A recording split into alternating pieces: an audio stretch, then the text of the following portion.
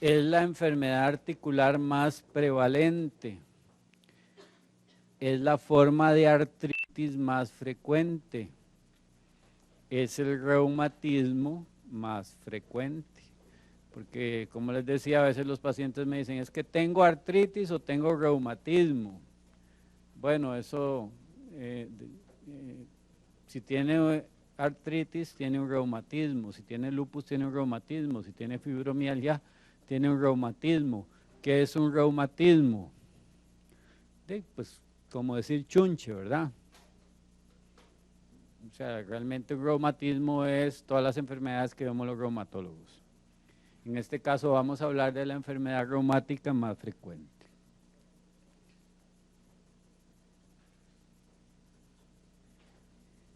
Ese cosito de piascledina vamos a tener que moverlo para atrás o para adelante para poder hacer yo el poder pasar las diapositivas.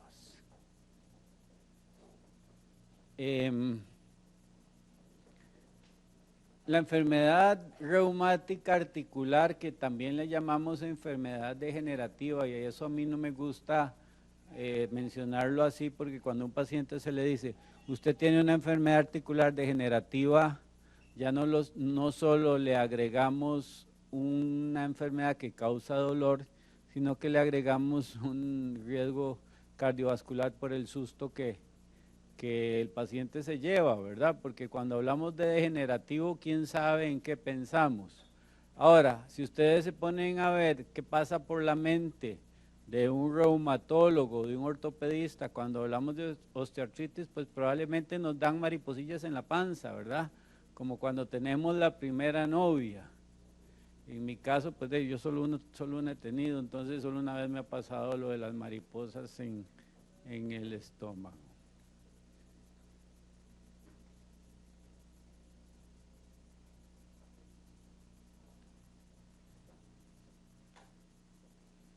Bueno, pues vas a tener que ayudarme, pásame la que sigue, porque... ¿Qué tan frecuente es? Bueno, 16 millones en Estados Unidos de pacientes tienen esta enfermedad articular, la gran mayoría son adultos mayores. Y lo que se ha pensado en el paciente que tiene osteoartritis es que el tratamiento es paliativo.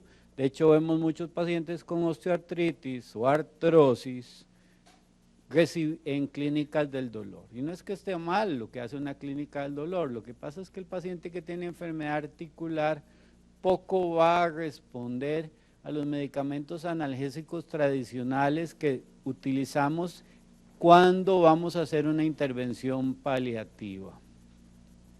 Con respecto a la relación riesgo-beneficio, pues los AINES son los medicamentos que más utilizamos. Sin embargo, no necesariamente son los medicamentos que podrían ser las moléculas permanentes, de acuerdo a los factores de riesgo que el paciente tiene. Pasemos a la que sigue. Existen factores de riesgo, ¿verdad? Edad, obviamente el proceso de lesión articular va evolucionando con respecto a la edad, eso es inevitable. Y si ustedes me dicen a qué edad empieza una persona a hacer osteoartritis, se habla de que hay patología del cartílago articular desde los 8 años. A los 23 años podemos encontrar artrosis en columna y rodillas.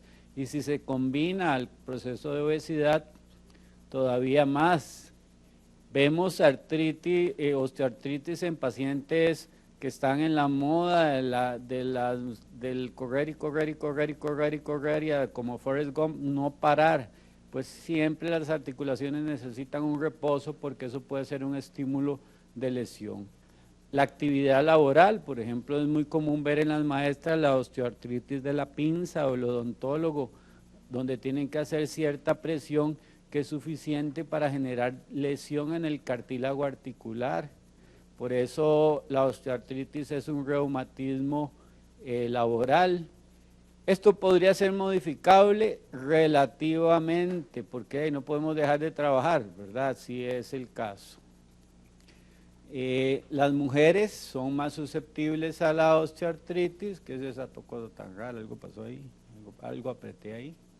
Las mujeres son más susceptibles a la osteoartritis que los hombres, en una relación 3:1. Devolvámonos un poquito a la que sigue.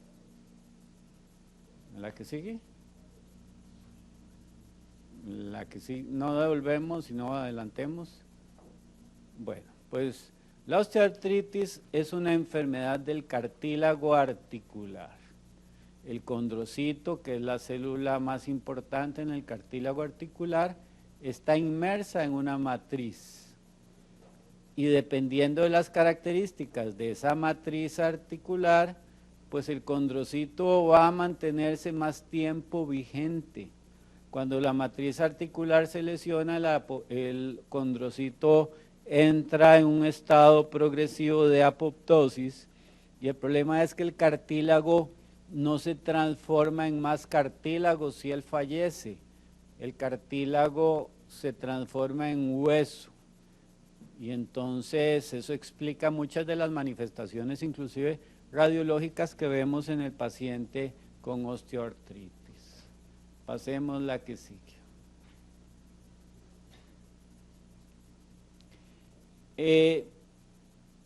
¿Qué tiene el cartílago? Bueno, tiene proteoglicanos. ¿Alguien recuerda para qué sirve un proteoglicano en una articulación? En una coyuntura.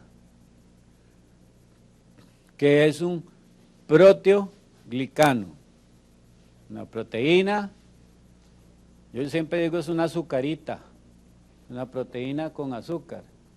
¿Y por qué es así? ¿Qué característica le da al tener una proteína con azúcar? Retener agua.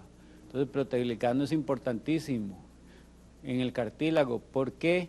Porque entre más hidratado esté el cartílago, más puede absorber ciertas cargas, sobre todo las cargas de tracción o las cargas de cizallamiento, que son fundamentales.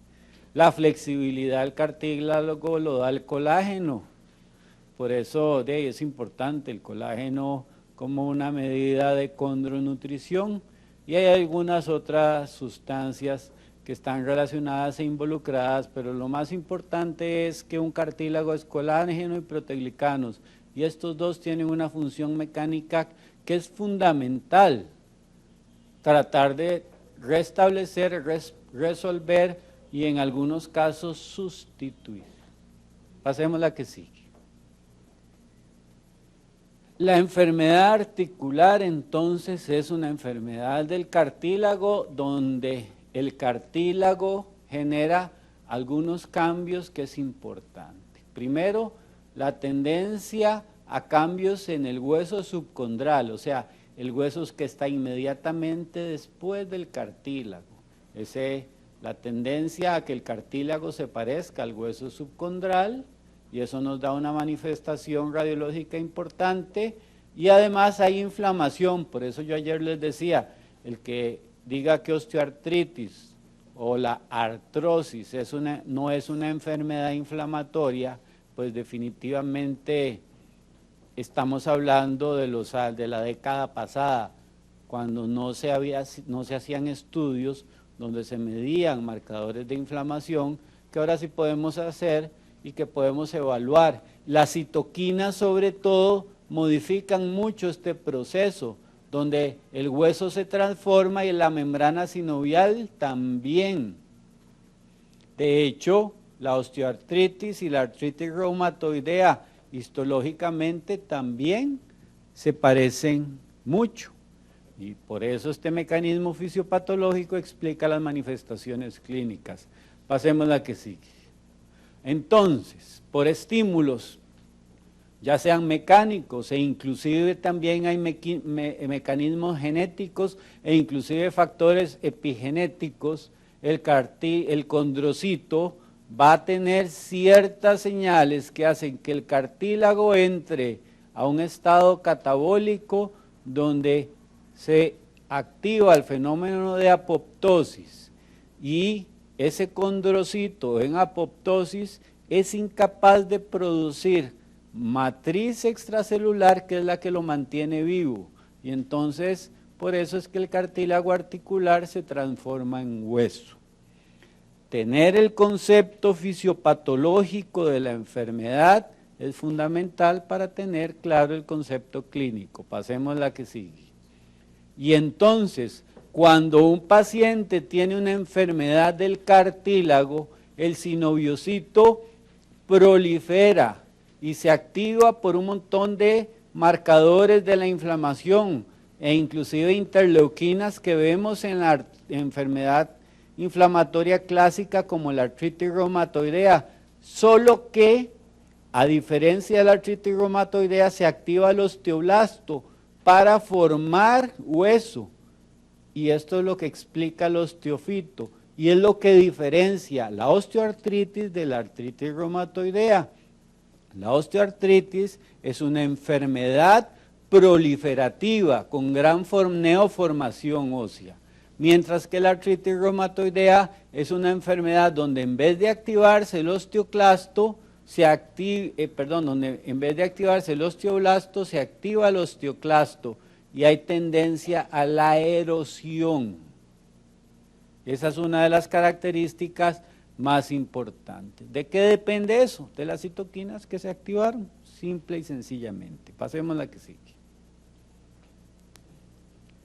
Entonces, como les mencionaba, todo empieza en el cartílago, pero se expresa en las dos estructuras adyacentes, el hueso subcondral y la membrana sinovial. Pasemos a la que sigue.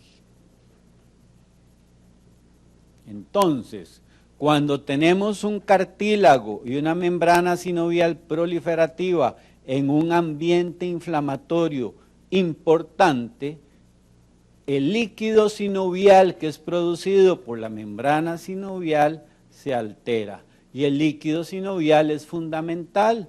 El líquido sinovial tiene un componente con un porcentaje importantísimo de ácido hialurónico.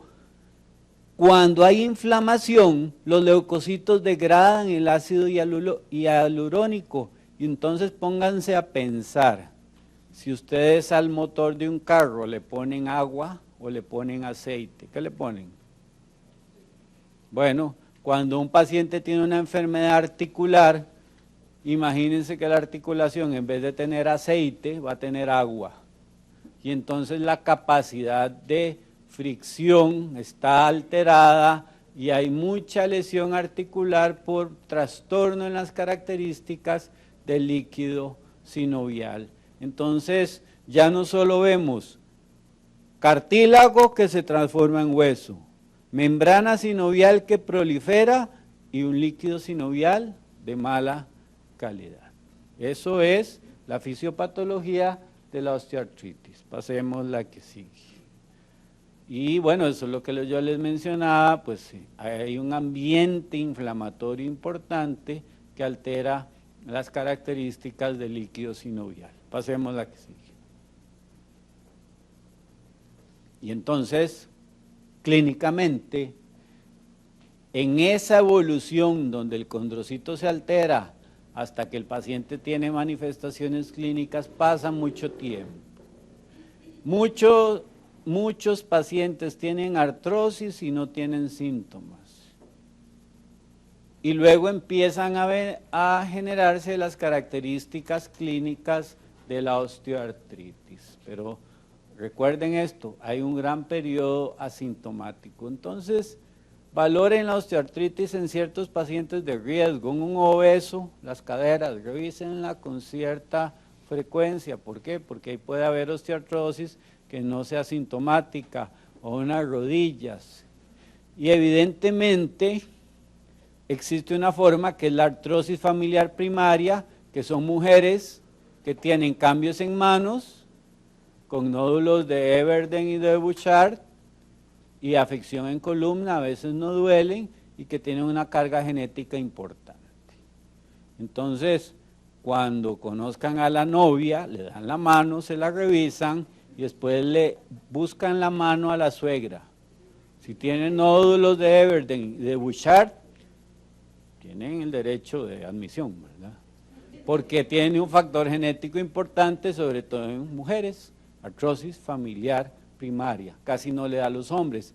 A los hombres les da más la artrosis de origen mecánico, las artrosis asociadas a factores como el sobrepeso, ¿verdad?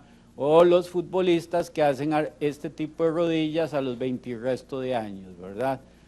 Muchos de los pacientes entonces, sin dolor, podemos ver algunos cambios. Y los cambios clásicos que no se les va a olvidar de osteoartrosis es esclerosis subcondral, este reforzamiento radiopaco en la articulación, es la esclerosis subcondral. Disminución del espacio articular, esa es la otra característica. Y a veces se pueden ver quistes subcondrales. La esclerosis subcondral, ¿qué es? La transformación del cartílago al hueso. Reducción del espacio articular, bueno, porque en una radiografía lo que se ve oscurito es el cartílago, porque en una radiografía no se ve. Cuando se osifica, ¿qué se va a ver? El espacio reducido. Y la otra marca clásica es el osteofito, que es más tardío, y es la neoformación ósea que se da por la activación del osteoblasto. Posterior a eso, o inclusive durante esta etapa de la evolución, el paciente va a tener dolor. Y la artritis da dolor, la espondilitis da dolor. ¿De qué hablamos ayer? Ya se me olvidó. Lupus da dolor. ¿Cómo diferenciamos ese dolor? ¿Cómo sería el dolor de la osteoartritis? ¿Por qué no hay analgésicos malos o buenos? Como aquí que tenemos AINES. Y a veces los pacientes me dicen, es que tengo un dolor que hasta con AINES fallé. O se me ponen al otro lado. Tengo un dolor que hasta con morfina fallé. Y cuando uno hace semiología del dolor, uno dice, no, aquí el problema no es el fármaco, es la escogencia del fármaco de acuerdo al modelo de dolor. El dolor de la osteoartritis es un dolor mecánico. El dolor mecánico se da por el uso de la articulación, cede con el reposo. Podría tener algunos periodos de rigidez, pero son cortos. Podría también en algunos pacientes, y eso alguien lo preguntó ayer, algunos pacientes con osteoartritis, sobre todo de rodilla, hacen derrame articular. Entonces, cuando ya hacen derrame articular, ese patrón cambia. Y ese es el patrón del paciente que dice, me duele la rodilla, amanezco con rigidez, me despierta el dolor en la noche porque tiene también el elemento inflamatorio. Y eso es importante para poder resolver, porque si el paciente me dice, me duele la rodilla y tiene un patrón mecánico, voy a tratarlo como una artrosis en general. Y ahora vamos a ver con qué medicamentos. Pero si el paciente me dice, tengo un dolor que tiene un patrón más inflamatorio, con rigidez en la mañana y además físicamente encuentran derrame, probablemente ese paciente va a necesitar medicamentos como los esteroides o un drenaje y una buena infiltración, que todos deberíamos de aprender a hacer infiltraciones. La infiltración no es una cuestión que dependa solo del médico reumatólogo. Realmente si uno conoce una buena anatomía y una buena técnica, cualquier médico puede y debería de hacer infiltración. Ahora, sí se ha visto que pacientes que tienen artrosis, sobre todo modelos de artrosis de rodilla o de cadera, pueden tener estímulos a nivel del sistema nervioso central que hagan que los centros reguladores del dolor se sensibilicen y hagan un dolor central. Entonces es ese paciente que les dolía primero la rodilla con un patrón mecánico y después les dice, ay doctor, me duele todo. Y cuando un paciente él dice, me duele todo, de todo, y no quiero que me abrace, y paso triste, ¿qué tiene? ¿O qué le decimos que tiene?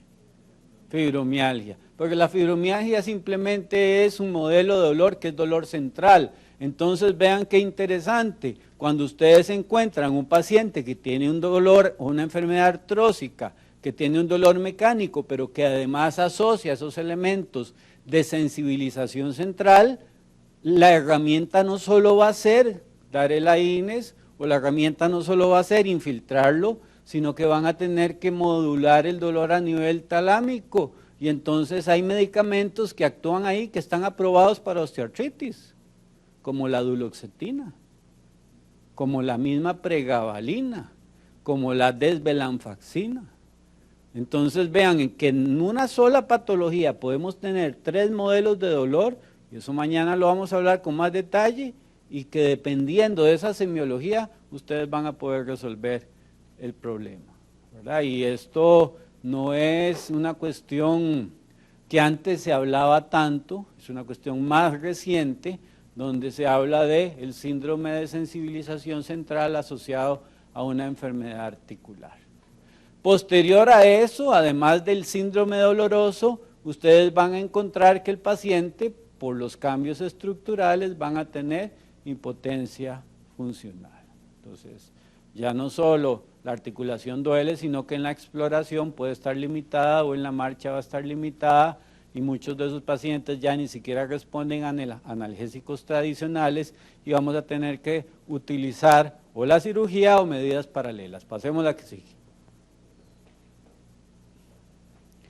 Entonces, el diagnóstico de la osteoartritis es un diagnóstico radiológico basado en un modelo del dolor, pero el modelo del dolor nos permite sobre todo escoger el medicamento con el cual le vamos a resolver el problema al paciente. Pasemos a la que sigue.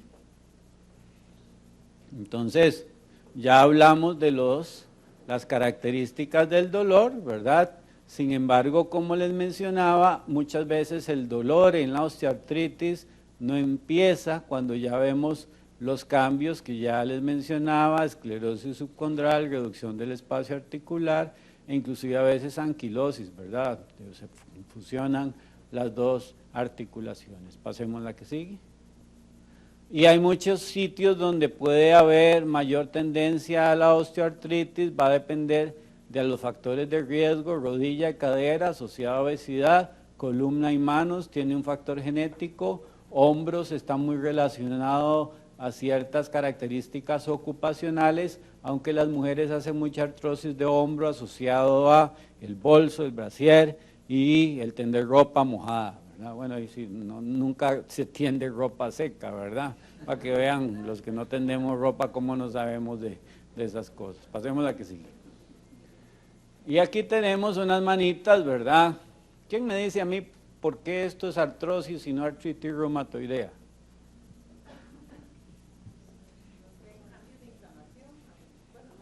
No. Bueno, sí, los cambios de inflamación, eso está muy bien planteado. Los cambios de inflamación, más que verlos, los encuentro, ¿verdad? Aquí el problema aquí, yo pongo esta manita, es que tiene engrosamiento en el sitio donde artritis reumatoidea y osteoartritis se encuentran. Aquí siempre que tengan cambios de engrosamiento, pidan los estudios de artritis reumatoidea. Aquí la artritis reumatoidea no actúa, porque aquí no hay membrana sinovial, esto es más de osteoartritis, como estos nodulitos que hay acá. Pero cuando se encuentran esto, sospechen también de artritis reumatoidea, ¿verdad? Si, por ejemplo, esta paciente que no se puede quitar el anillo de matrimonio y el esposo bravísimo, ¿verdad? Pero si uno le revisa las manos al esposo, él no tiene el anillo de matrimonio, ¿verdad? Como que son las mujeres las que se casan y los hombres no. Es una cuestión tradicional. Pasemos a la que sigue. Entonces vean la parte distal, la risartrosis, que es muy común, personas que escriben mucho, que hacen mucha pinza. Yo le digo esto, la artrosis de la mujer, porque las mujeres hacen más cambios artrósicos que, ¿cómo se llama?, los hombres en esta articulación, ¿verdad? A no ser que tengamos algún factor ocupacional, los cirujanos, odontólogos, donde desgastan más esta articulación. Le llamamos desgaste, pero realmente no es desgaste, ¿verdad?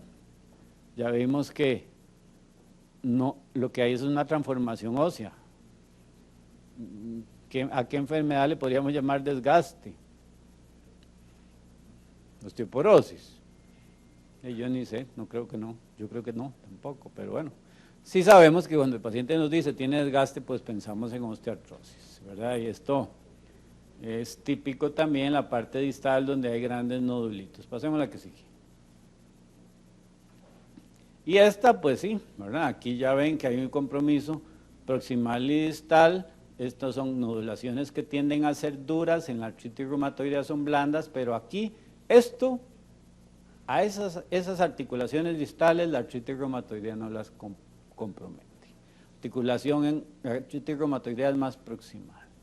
Pero entonces aquí, si esto se palpa como nódulos duros, es un poco probable que sea la artritis reumatoidea, pero siempre toda persona que tiene simetría y dolor en manos, a lo mejor pídale una cosa muy sencilla que es la velocidad de sedimentación y los anticuerpos contra péptidos citrulinados que tienen un valor diagnóstico bastante importante. Pasemos a la que sigue. Nodulitos de Everden, los nodulitos de Bouchard. Si este paciente tuviera una artritis reumatoidea con este grado de destrucción, aquí también veríamos erosiones y eso no se ve en la radiografía. Pero lo que les quiero recalcar es que el diagnóstico es radiológico. Pasemos a la que sigue.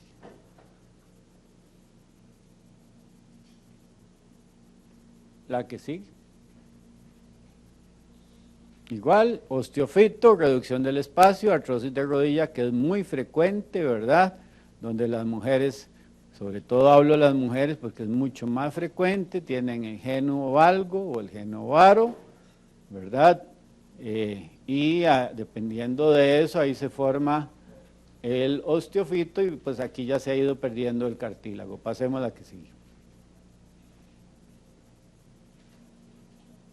La rótula también puede ser artrósica, eso también lo vemos en la condromalacia patelar, ahí vemos unos osteofitos, las espinas tibiales prominentes, vean que aquí el espacio articular se perdió, aquí se mantiene en una artrosis de rodilla, que es tal vez los sitios donde más frecuentemente vemos artrosis y donde más pueden resolver.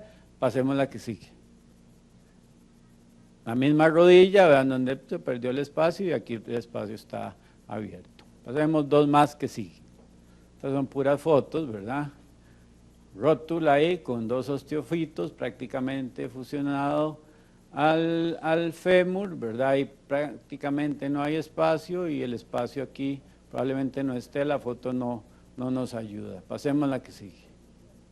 Y la cadera, ¿verdad? Esta es una cadera prácticamente anquilosada y si uno valora la movilidad de esa cadera, pues va a estar significativamente disminuida. Pues esta cadera es un confitito muy jugosa para el ortopedista. Poco a poco podríamos hacer por una cadera con estas características y mucho mejora con la parte quirúrgica.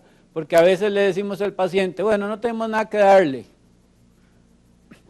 tiene mucho dolor, no tenemos nada que darle. Pero le decimos, pero además la cirugía es de mucho riesgo porque las complicaciones y etcétera, etcétera. Yo que trabajé 15 años en un servicio de ortopedia, un paciente bien operado de una cadera por una artrosis, en 4 días está caminando. O sea, dejemos de asustar a los pacientes en la parte quirúrgica porque es una buena alternativa en muchos de los pacientes que tienen dolor a pesar de utilizar todas las medidas que existen. Pasemos a la que sigue. La que sigue. Santa cachucha. La que sigue. Y la que sigue. No es más. Ahí es la misma cadera, ¿verdad? Con el espacio ahí perdido, unos osteofitos. ¿Cómo se llama? Así le quedó la cadera al doctor Rosenzweig, pero es por andar poniendo esas cosas raras que pone ahí, ¿verdad? Después te vamos a poner tu producto, está bien. Eso, lo que quería era llamar la atención. Pasemos a la que sigue. En el hombro podemos ver artrosis y muchas veces la patología artrósica del hombro está asociada también a patología del manguito rotador. Y esto es interesante porque a veces la resolución puede ser un poco más sencilla, en el sentido que podemos prevenir rupturas del manguito rotador utilizando alternativas como la viscosuplementación. Probablemente por eso el doctor Rosenzweig pues tiró la cosa para que me acordara de la viscosuplementación. Pasemos a la que sigue. Y bueno, esta es una artrosis familiar primaria, diría uno, si este paciente tiene cambios en las manos y todas las vértebras fusionadas, pues como les digo, si ustedes por alguna razón van con la novia y llevan a la suegra donde el doctor y encuentran esto, pues podrían valorar hacer algún cambio de modelo, ¿verdad? Esto es muy común también verlo en diabéticos, ¿verdad? La enfermedad de Forestier, donde hay fusión de varios cuerpos vertebrales por los osteofitos, y eso es porque se hereda. Ahora, no se asusten, no es solo las mujeres las que tienen que valorar, ¿verdad? Si usted le pregunta al novio si el papá fue esquizofrénico, pues también hay una carga genética importante y ahí salgan corriendo, ¿verdad? O si es apricista, ¿verdad? Aunque bueno, o sea, hay males que pues evidentemente no se pueden corregir. Pasemos a la que sigue. ¿Qué hacemos con ellos? Y eso es importante. ¿Cómo nos quebramos la cabeza? Evidentemente el principal objetivo del manejo de la artrosis es el dolor. Pasemos a la que sigue. Y aquí yo pongo 3 escenarios, y estos escenarios son básicamente pacientes que tienen procesos artrósicos. Y muchos de estos pacientes, pues una de las características que tienen es que, bueno, hemos intentado con los analgésicos o con acetaminofén o con los AINES para controlar el dolor. Y estos pacientes van a tener un fenómeno o un proceso limitado en el cual podemos utilizar estos medicamentos, son muy eficientes. Y la enfermedad inflamatoria articular, pues sí, evidentemente el utilizar un AINES es el medicamento de elección. El número necesario a tratar de un AINES para controlar el dolor es de 1.2. Si ustedes a un AINES le dan un opioide, el número a tratar es 1 en 14. O sea, cuando ustedes reciben un paciente en emergencias con enfermedad articular y le ponen un opioide, la articulación se ríe de ustedes y va a decir, cree que me va a aliviar con un opioide. ¿Por qué? Porque el mecanismo de producción es más para el fenómeno de el AINES. Y ahí es donde yo les llamaba la atención en el sentido de que uno tiene que escoger bien el modelo de dolor para obtener un resultado terapéutico adecuado. Y a veces no necesariamente tienen ni siquiera que poner el medicamento parenteral. ¿Ustedes saben cuál es la diferencia de la respuesta analgésica de un AINES parenteral versus un AINES oral? 4 a 6 minutos. ¿Cuál artrosis puede esperar 4 a 6 minutos? Todas. Entonces, cuando me preguntan, ¿cuándo uso un AINES parenteral? Bueno, el modelo de dolor en el cual un paciente no puede esperar 4 minutos. Yo no me he encontrado esa situación. Ahora, que los pongo parenteral, lo hago. Bueno, sí, el problema es que yo soy reumatólogo y por donde salen los miados, ya para mí eso es ciencia oculta, ¿verdad? Pero usted tiene toda la razón. Tiene toda la razón, claro que sí. Esa es una de las condiciones, e inclusive donde los AINES tienen un número necesario de tratar bajo. Y eso es importante. ¿Alguien va a decir algo?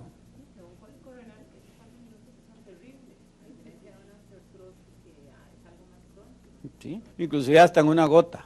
Una gota usted puede esperar 4 minutos, ¿verdad? Y como dijo el doctor ayer, el doctor Contreras, pues a veces pasan solas, ¿verdad? Y eso es importante. Pasemos a la que sigue. Entonces, bueno, el acetaminofén, muchas de las guías lo establecen como medicamento de primera elección. A mi opinión no lo es. Se necesita una dosis muy alta, tiene un riesgo cardiovascular. ¿Cuál es el AINES de mayor riesgo cardiovascular? A opinión, de acuerdo a lo que les han dicho o lo que han leído. No se sabe, porque solo hay 2 estudios de riesgo cardiovascular, y uno es la comparación de toricoxib con diclofenaco, donde el riesgo cardiovascular es de 1.2, los demás son estudios gastrointestinales donde evaluaron como objetivo secundario el riesgo cardiovascular. Si ustedes me dicen cuál es el riesgo cardiovascular del resto de los AINES es sepa Judas cuál es, porque no hay un estudio controlado que lo establezca. Pero sí les quiero decir que acetaminofén en esas mismas evaluaciones irregulares en el sentido de diseño, pues establece un riesgo cardiovascular similar al del resto de los AINES. Y eso que yo no estoy diciendo que toricoxib y diclofenaco tienen mayor riesgo cardiovascular, es que tienen el riesgo más consistente y es donde nos podríamos guiar al resto de los AINES, porque no hay grandes diferencias en algunas cosas que condicionen como que otros se vayan a comportar diferente. Eso pues ha generado muchas teorías, e inclusive los que generan las teorías hasta se han agarrado los pelos, luego contradiciéndolas, pero lo que les quiero decir es que cuando ustedes usan acetaminofén a la dosis que es efectiva, que quita el dolor, como por ejemplo un ibuprofeno, tiene un riesgo cardiovascular similar al del cualquier AINES y un riesgo gastrointestinal alto. Y el riesgo hepático, que es una lotería en la cual a veces hay que tener cuidado. Entonces, probablemente acetaminofén podría ser un buen adyuvante a otras combinaciones, y ahí sí, opioides menores y acetaminofén en artrosis podrían llevarse bien porque potencializan algún efecto a nivel central, sobre todo en aquellos pacientes que tienen aquel cuadro clínico de síndrome de sensibilización al dolor central por la enfermedad articular que yo les mencionaba, y ahí se juntan y funcionan muy bien. El tramadol, por ejemplo, aunque es un medicamento que tiene un efecto similar al del opioide, cuando lo dan por vía oral, tiene un metabolito que tiene un efecto similar al de la duloxetina, sube serotonina y noradrenalina, y se ha visto que entonces, asociado a acetaminofén, se comportan bonito en los estudios donde se hace ese tipo de evaluaciones. Cuando ustedes ponen tramadol por vía intramuscular o intravenosa o subcutánea, se brincan el hígado y lo que ustedes están teniendo es un estimulador o un agonista del efecto opioide y no tienen ese efecto productor de noradrenalina y serotonina, que es el que sensibiliza al cerebro al dolor. Entonces no crean que todo lo que se pone por la nalga y por la vena es lo más rápido y más efectivo. Son cuestiones farmacológicas que pueden ser interesantes y aunque pueden ser muy simples, yo siempre las insisto. Y cuando me muera, yo voy a levantar la mano y voy a volver a insistir en eso, a no ser que alguien me convenza de lo contrario. Pasemos a la que sigue. Sí cuidemos pues la parte gastrointestinal asociada a los AINES, y por eso yo les digo, ahora los AINES hay que usarlos por periodos cortos, a la dosis más baja posible, en algunos pacientes que tienen riesgo usar la gastroprotección. Ahora parece ser que la gastroprotección a largo plazo también tiene sus factores de riesgo, y por eso es que las recomendaciones es controle la inflamación, controle el dolor y luego valore otras medidas alternativas que puedan evitar recurrencias de la enfermedad. Los DIMOA, algo parecido como a lo que hablamos en enfermedad articular inflamatoria, como les mencioné yo ayer en enfermedad cardiovascular, pero algunos conceptos de artritis reumatoidea, donde yo pueda ahorrar medicamentos que son muy buenos quitando el dolor, pero que también tienen su expresión. Pasemos a la que sigue. Y bueno, aquí tenemos algunos de ellos, medicamentos que podrían mejorar el ambiente del condrocito.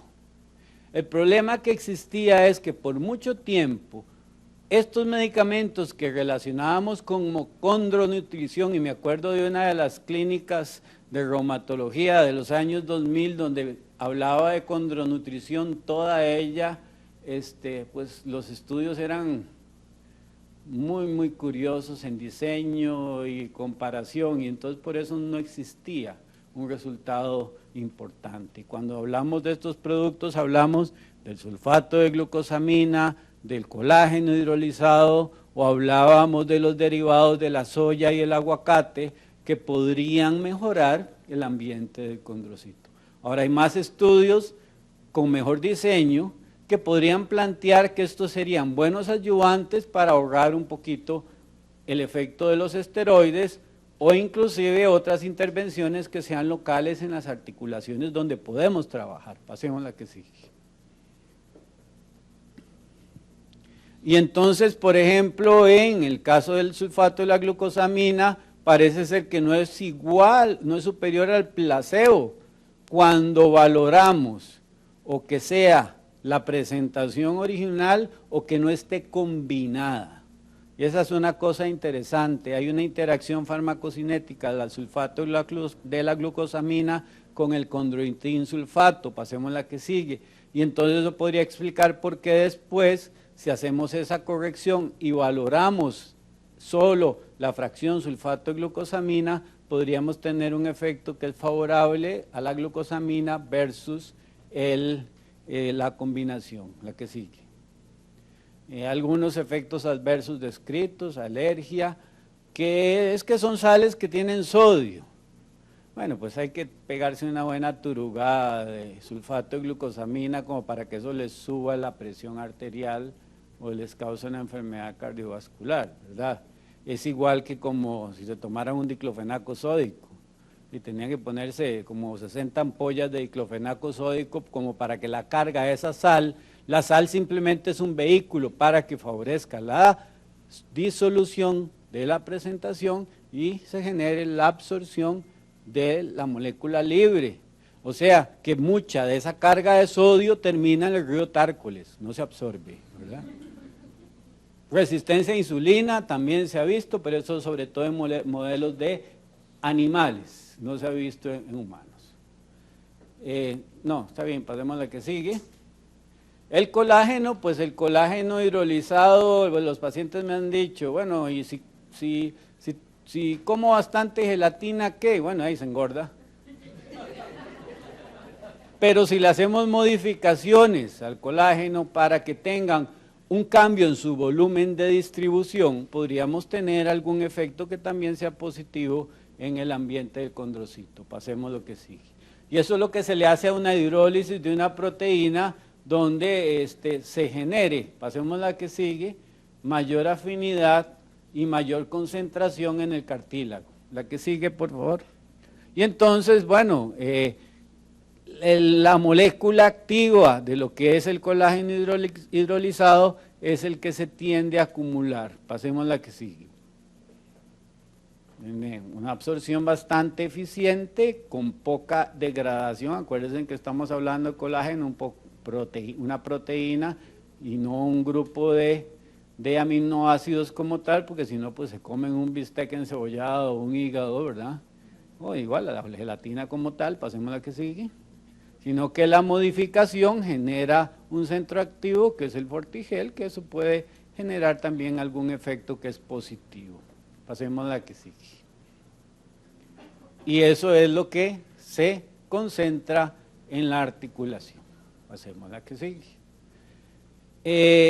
Existe además, pues como les mencionaba, los derivados de la soya y el aguacate, que tienen una característica que es más antiinflamatoria, anticitoquinas, tiene menos efecto en la producción o en la modificación de lo que es esa relación proteoglicano-colágeno, pero que también inclusive suma a estos otros elementos terapéuticos. Lo que les quiero mencionar es que cuando tienen una fase aguda de un paciente con una enfermedad artrósica, este tipo de medicamentos pues no van a ser los medicamentos de elección. La fase aguda, los medicamentos de elección va a ser un buen AINES, si es una articulación localizada, una buena infiltración, es una buena resolución, y después podríamos tener los DIMOA como una alternativa.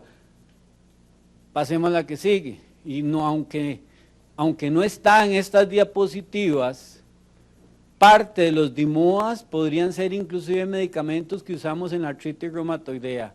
Hay estudios clínicos interesantes en la utilización de hidroxicloroquina, metotrexate, y hay algunos estudios con inhibidores del factor de necrosis tumoral, pero eso es muy caro, ¿verdad? Como para tratar una artrosis, y además los resultados no son diferentes a los que usamos con el tratamiento convencional. Pasemos a la que sigue. Esto aquí simplemente es cómo se demuestra que ciertos derivados de colágeno hidrolizado pues se acumulan en la articulación. La que sigue. Hacemos 4. Y no se me van a ir, y si Saprissa mete 2 goles, más bien me extraña que el doctor Monge esté aquí, porque yo sé que es bien sapricista. Pasemos la que sigue. La que sigue hasta que lleguemos a viscosuplementación, es que yo a veces me adelanto. Existían guías, más bien ahora donde establecían, ubicaban medicamentos de tratamiento de la artrosis, como les mencionaba, la inflamación AINES, puede haber el papel de los esteroides en algunos de estos pacientes que tienen inflamación, pero también podríamos mejorar las características del ácido hialurónico. Pasemos a la que sigue. Y entonces, ahí es donde se empieza a ver. Bueno, existe ácido hialurónico, la articulación tiene líquido sinovial, el principal componente es el ácido hialurónico. ¿Qué resultados de eficacia tiene? Lo primero que se evaluó con el ácido hialurónico era su eficacia en comparación a la medicación tradicional. No son superiores. El ácido hialurónico no es superior al mejor AINES. Tiene algunos elementos que pueden ser interesantes por los cuales nosotros hacemos viscosuplementación. Y por ejemplo, en nuestro grupo de trabajo, la viscosuplementación es una terapéutica muy, muy frecuente. Estamos hablando de 70, 75 articulaciones al mes. Y uno dice, bueno, ¿por qué? Porque la artrosis es la enfermedad más frecuente, ¿verdad? El doctor Monge, que trabaja en el Hospital México, pues probablemente la colagenopatía es una cosa que los ocupa más, ¿verdad? Porque son pacientes con algún grado de dificultad y de referencia que les permite manejarse ahí. Nosotros vemos mucha artrosis y ahí recurrimos a veces a un paciente muy especial, y es el paciente que tiene artrosis, que podría tener la indicación quirúrgica, pero no quiere la cirugía. Antes había un hoyo negro en ese grupo de pacientes. ¿Qué se les hace? En la actualidad, las guías americanas de ortopedia establecen que un paciente que tiene osteoartrosis y no puede operarse por una condición médica o no quiere operarse, se permite como una vía alternativa la viscosuplementación, o sea, poner medicamentos que por producción biotecnológica se genera ácido hialurónico o los derivados de la cresta de gallo.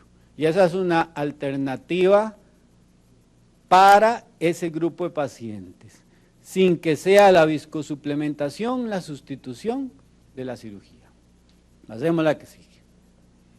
Entonces, pues este estudio clínico lo que establece es, bueno, pero ¿qué pasa si esos pacientes no se quieren operar y les damos solo AINES?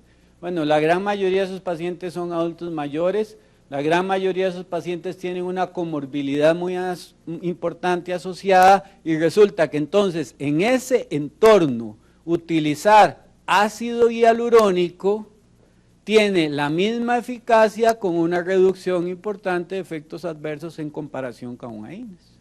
Eso es lo que ustedes van a lograr. Y si ustedes ponen una viscosuplementación y el paciente es tributario y necesita recurrentemente utilizar AINES, la viscosuplementación también se define como una opción fallida, y ahí hay que sentarse con el paciente y hacerle una buena explicación. Bueno, si él no quiere operarse, ¿por qué operarse? Y si tiene una condición médica, pues entonces ahí sí tenemos que entrar al escenario del manejo del dolor de índole paliativo. Pasemos a la que sigue. Esta es una comparación con respecto a las medidas complementarias, pero esto es mediante otra opción terapéutica que yo uso poco, que es el plasma rico en plaquetas, sobre todo en rodillas. Plasma rico en plaquetas donde se observan mayores resultados es en la epicondilitis, en otras condiciones no genera grandes resultados terapéuticos. Pasemos a la que sigue. Pasemos a la que sigue. Lo único que quiero explicarles de la viscosuplementación es qué es eso. Pasemos a la que sigue. El líquido sinovial es ácido hialurónico y lubricina, pasemos a la que sigue. Le permite a la articulación tener ciertas características de roce, de elasticidad en la articulación, trata de compensar un líquido sinovial que es de mala calidad y busca tener un líquido sinovial de buena calidad. La que sigue. Pasemos a la que sigue. Y la que sigue, donde viene una coyuntura ahí.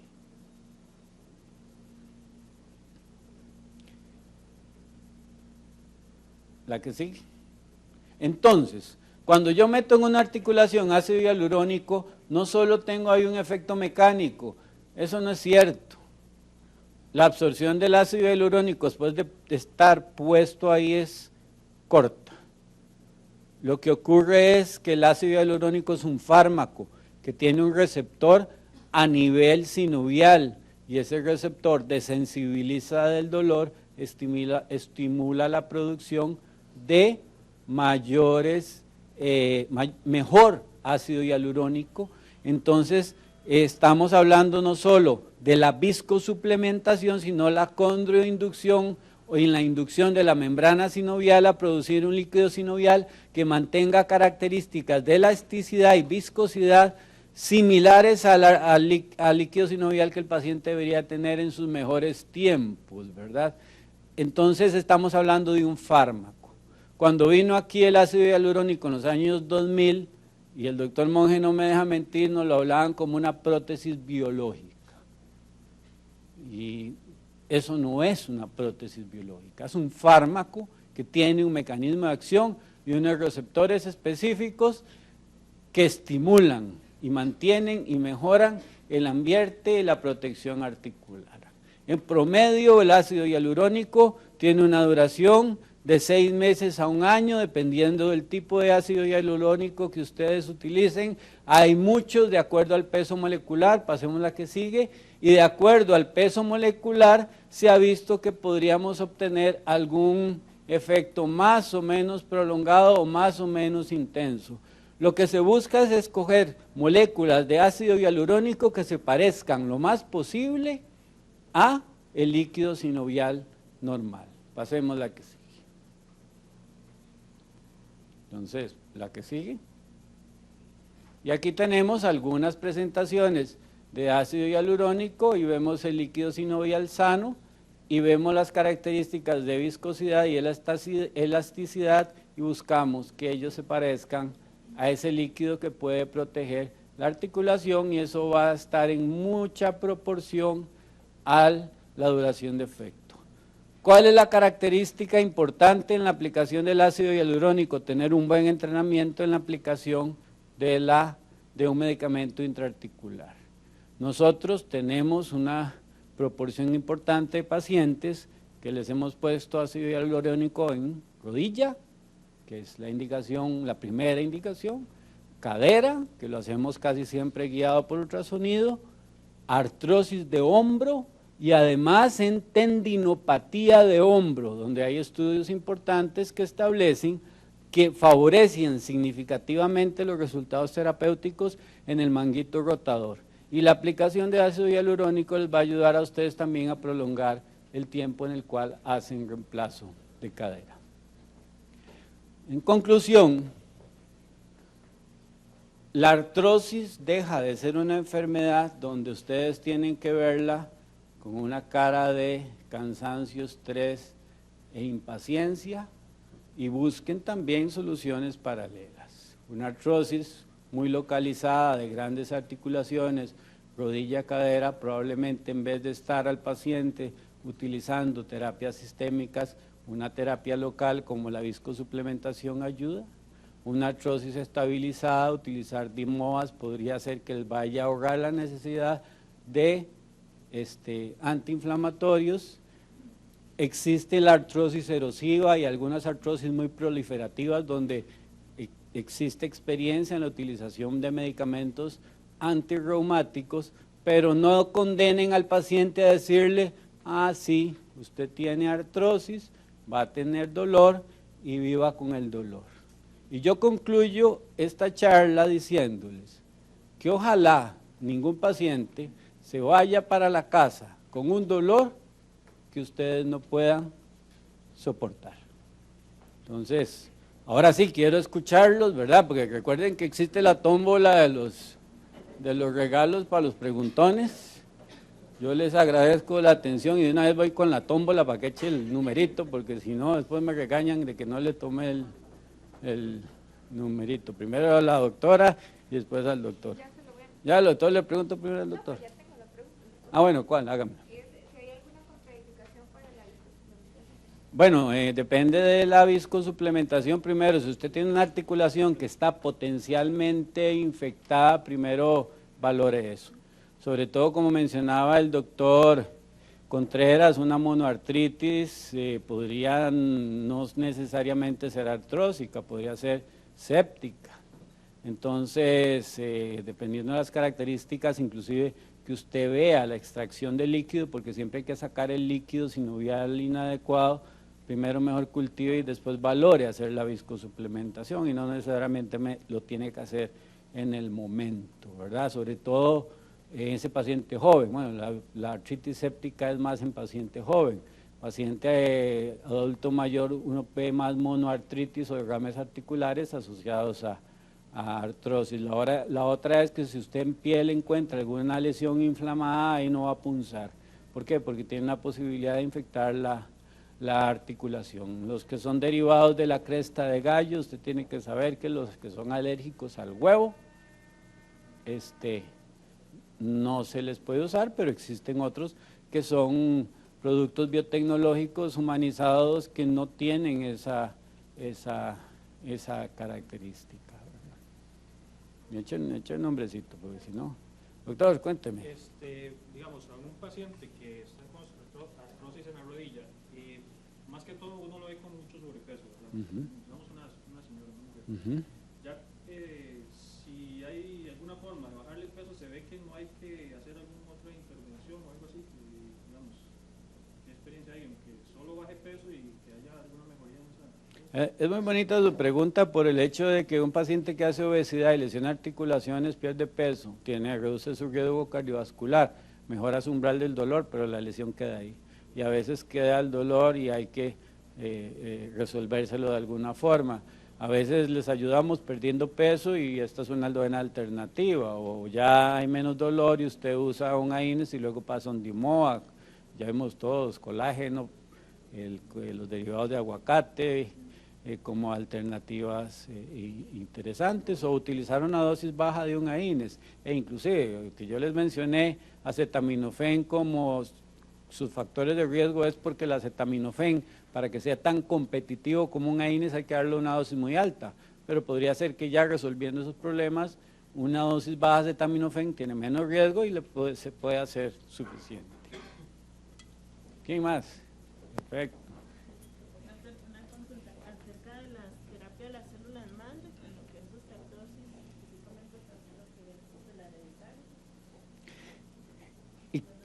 Yo no tengo experiencia, no lo hago como en mi práctica habitual. Sí hay publicaciones y referencias frecuentes alrededor de la utilización de las células madres, pero no es una alternativa que usted vaya a tomar en cuenta como para tener una resolución inmediata. E incluso usted dice la artrosis de índole genético, es muy difícil, ¿verdad? Y ahí, en ese punto específico, sí, prácticamente no existe evidencia, ¿verdad? Pero que se hace y que en algunos centros importantes aplica, recurre a la utilización de células madre, sí existe. Yo no tengo experiencia, no me ha animado en el sentido de que todavía la relación costo-resultado no es superior a lo que todavía estamos haciendo. Cuando generen, probablemente cuando más centros lo hagan y este tipo de intervenciones sean todavía más seguras, por ejemplo el plasma rico con plaquetas que pasaba antes, de que nos llegaba alguien con una tómbola ahí y circulaba las plaquetas en nuestro consultorio. y eso realmente no generaba un resultado que fuera consistente. Ahora muchos laboratorios procesan la sangre, le dan a usted el tubito y le dan todo el resultado, entonces es más, usted puede más confiar en ese resultado. La explicación de células madre, uno no sabe si tan maternas sean esas células que se pongan, y en nuestro país no son muchos todavía los que lo están haciendo, pero esa es una muy bonita pregunta. ¿Puede referirse al beneficio de la terapia física en procesos de hospitalización? Es importantísima, es una de las cosas que olvidé decir, pero a veces cuando uno tiene el chip farmacológico se le olvida que existe otras cosas alrededor del mundo, y evidentemente recuperar todo lo que protege una articulación y sobre todo postura y musculatura alrededor es tan importante como el tratamiento que usted le vaya a dar farmacológico. ¿Los ungüentos nos ayudan? Muy linda pregunta también. Sí, rodilla, está demostrado que utilizar un AINES por vía tópica es igual que utilizar acetaminofén. Entonces una artrosis leve podría utilizar un AINES tópico con un resultado que pueda ser positivo. Por aquí alguien más me hizo una pregunta. Y allá atrás todavía otra, me van a hacer perder peso ustedes, qué dicha. Sí, doctora. Hay varios estudios que comparan el uso de corticoides con ácido hialurónico, sobre todo en articulaciones pequeñas. Los resultados es de que el ácido hialurónico es un poco mejor para funcionalidad y la estructura de la articulación, y que el corticoide con los efectos secundarios, el aumento de peso, pero ambos ayudan en la reducción del dolor. ¿Cuál es su punto de vista en cuanto a esto? Sí, y los primeros estudios de ácido hialurónico se compararon primero con nada, o suero fisiológico, o suero glucosado. Inclusive habían algunos protocolos donde se ponía, lavábamos las rodillas con suero glucosado. Luego ya se fueron aventurando más comparándose con los esteroides. Recuérdese que en esta cuestión de la mercadología, los comparadores a veces son muy bien seleccionados. Y lo que se observa es que cuando se comparan con esteroides, pueden tener la misma eficacia, solo que el tiempo es menos sostenido. Ya no solo tanto el efecto que pueda tener en el tipo y el tamaño de la articulación, sino la duración del efecto. Y si hay una cosa en la cual el ácido hialurónico supera al esteroide es en eso. Si usted pone un esteroide mal, tiene un esteroide sistémico. Y entonces también ahí hay que valorar que hay un 10% del esteroide que se absorbe, sobre todo si usted usa esteroides de vida media prolongada. Entonces, a veces sí yo hago que si encuentro la articulación muy inflamada, extraigo líquido, pongo un esteroide, pero a la semana le hago la viscosuplementación. Oiga, por acá es que está muy escondidita usted. ¿Cuánto es el tope de colocaciones de ácido hialurónico que pueden hacer? Digamos, es un paciente que le han hecho como 3 en la rodilla, ¿verdad? O sea, el problema es persistente porque él corre, ¿verdad? La pregunta es cuánto es el tope que uno puede colocar, si es que existe, ¿verdad? O si existe alguna contraindicación más bien por el uso excesivo. Bueno, a diferencia del esteroide, no tiene un efecto acumulativo o una absorción sistémica que le genere una lesión en algún otro lado, a no ser que usted lo ponga mal, ¿verdad? Entonces, en promedio se pone cada 6 meses en algunos pacientes, pero cuando usted me habla de una persona que hace ejercicio recurrente, pues a veces se acorta, ¿verdad? Yo tengo algunos futbolistas que se lo ponen cada torneo corto. Y claro, usan la rodilla y son esas canchas de disquezacate sintético y generan una mayor lesión y la viscosuplementación les sirve, y eso no va a generar ningún efecto y no está demostrado ningún efecto a largo plazo acumulativo, pensando en que como la duración de efecto del ácido hialurónico es de 6 meses, muchos de estos estudios de comparación son largos.